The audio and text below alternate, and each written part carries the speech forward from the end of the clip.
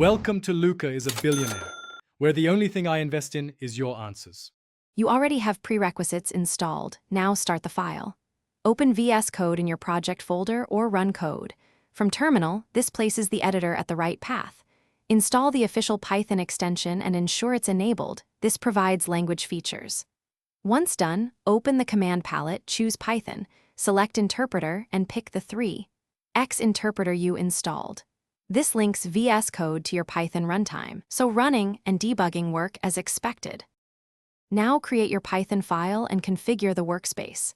Save the untitled buffer as main. Vscode applies Python language features automatically. Make sure the interpreter shown in the status bar matches your environment. You can create a virtualenv with Python venv and select that interpreter. Once selected, enable linting and a formatter like Black or AutoPep8.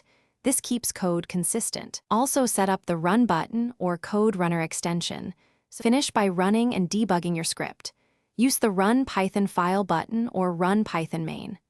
In the integrated terminal, this validates the interpreter and path. For deeper inspection, open the debug pane, set breakpoints, and step through code to observe variables and call stacks. If something fails, make sure the selected interpreter matches your virtualenv and check the Python extension output for messages. As a single troubleshooting tip, reload the window or reinstall the extension if language features are missing.